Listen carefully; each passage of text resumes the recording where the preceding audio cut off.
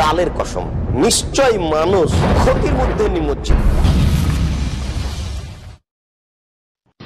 ওয়ালাইকুম আসসালাম ওয়া রাহমাতুল্লাহি ওয়া বারাকাতুহু। জি সম্মানিত দিনী ভাই, আপনার প্রশ্নটি হচ্ছে ঈমান ভঙ্গের কারণ সমূহ সম্পর্কে। কোন কোন কারণে ঈমান ভঙ্গ হয়ে যায়?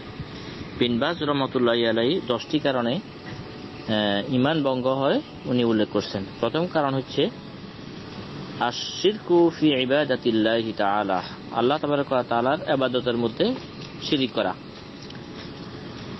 সূরা নিসার 48 নম্বর আয়াত আল্লাহ তাআলা বলেন, আউযু বিল্লাহি মিনাশ শাইতানির রাজীম, ইন্নাল্লাহা লা ইয়াগফিরু আন ইউশরাকা বিহি ওয়া ইয়াগফিরু মা দুনা যালিকা লিমান ইয়াশা।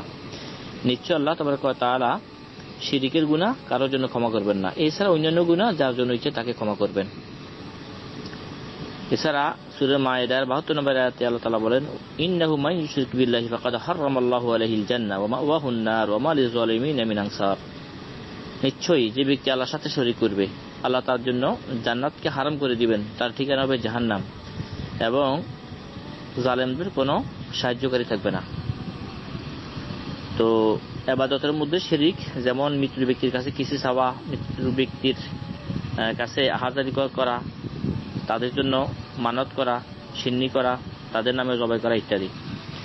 দ্বিতীয় নম্বর হচ্ছে ঈমান ভঙ্গের কারণের মধ্যে যে ব্যক্তি নিজের মধ্যে এবং আল্লাহর মাঝখানে অন্য কোনো ফির, দরবেশ ইত্যাদিকে মধ্যস্থতা মনে করে। উনি মনে করে যে এই ফির, দরবেশ ইত্যাদির কাছে যদি নাকি চাওয়া হয় তাইলে আল্লাহ দিবেন, হলে দিবে না, নাউজুবিল্লাহ, তাইলে সে ঈমান ভঙ্গের কারণের মধ্যে পড়ে যাবে।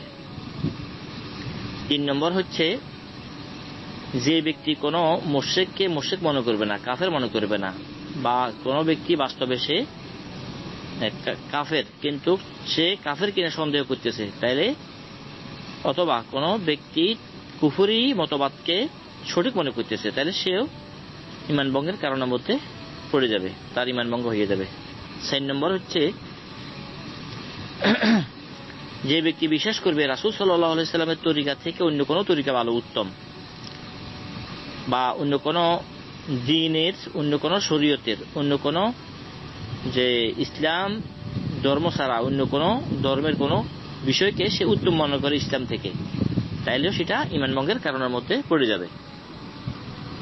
5 নম্বর হচ্ছে রাসূল সাল্লাল্লাহু আলাইহি সাল্লাম যে শরীয়ত নিয়ে এসেছেন, এই শরীয়তের কোনো একটা বিষয়কে সে খারাপ মনে করা, বিদ্বেষ রাখা এই শরীয়তের কোনো বিষয়ের সাথে, তাইলে সেটাও ঈমান ভঙ্গের কারণের মধ্যে পড়ে যাবে। যেমন সূরা মুহাম্মদের 9 নম্বর আয়াতে আল্লাহ তাআলা বলেন, যালিকা বিআন্নাহুম কারিহু মা আনজালাল্লাহু ফাহবাতা আমালাহুম। এটা এই জন্য যে তারা রাসূল সাল্লাল্লাহু আলাইহি ওয়াসাল্লামের উপর যে শরীয়ত এসেছে সেই শরীয়তকে অপছন্দ করত, এই জন্য তাদের আমল বরবাদ হয়ে গেছে। 6 নম্বর ঈমান ভঙ্গের কারণ হচ্ছে যে দ্বীনের কোনো বিষয়কে ঠাট্টা বিদ্রূপ করা, রাসূল সাল্লাল্লাহু আলাইহি ওয়াসাল্লামের কোনো বিষয়কে, যে জান্নাত জাহান্নামকে, এগুলো নিয়ে যদি ঠাট্টা বিদ্রূপ করে তাহলে সে কি হয়ে যাবে? ঈমান ভঙ্গের কারণের অন্তর্ভুক্ত হয়ে যাবে।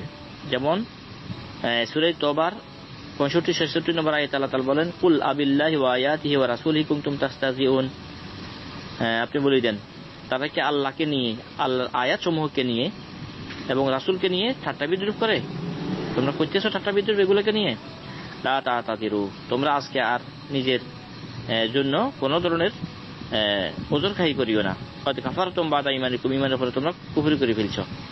7 নম্বর ঈমানের কারণ হচ্ছে জাদু। যে ব্যক্তি জাদু করে, জাদুর কোনো কাজের সাথে সে সন্তুষ্ট থাকে, তাইলে সেও ঈমান ভঙ্গের কারণের অন্তর্ভুক্ত হয়ে যাবে। যেমন সূরা বাকারা 102 নম্বর আয়াতে বলেন, মধ্যে আল্লাহ তাআলা বলেন, ওয়া মা ইউআল্লিমানি মিন আহাদিন হাত্তা ইয়াকুলা ইন্নামা নাহনু ফিতনাতুন ফালা তাকফুর। এখানে হারত মারুতের কথা বলা হচ্ছে, যার সর্বনাম কথা হচ্ছে যে এই আয়াতের মাধ্যমে বলা হচ্ছে এই সমস্ত সেহের, জাদু, এগুলোর মাধ্যমে ঈমান নষ্ট হয়ে যায়। 8 নম্বর কারণ হচ্ছে অমুসলিমদের সাথে মুসলিম মিলে ইসলামের বিরুদ্ধে কোনো কাজে অংশগ্রহণ করা।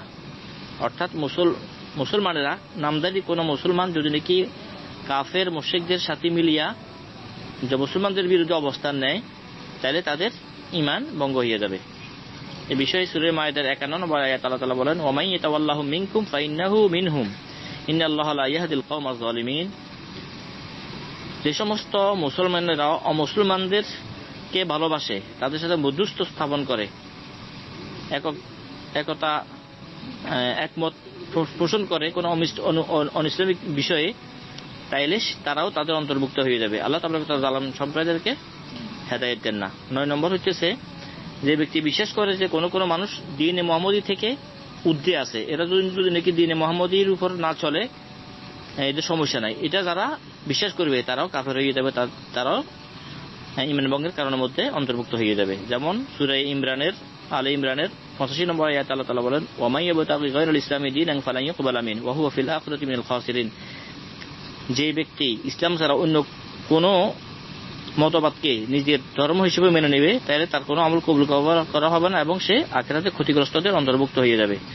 10 নম্বর হচ্ছে দ্বীন শরীয়তের ব্যাপারে উদাসীন থাকা।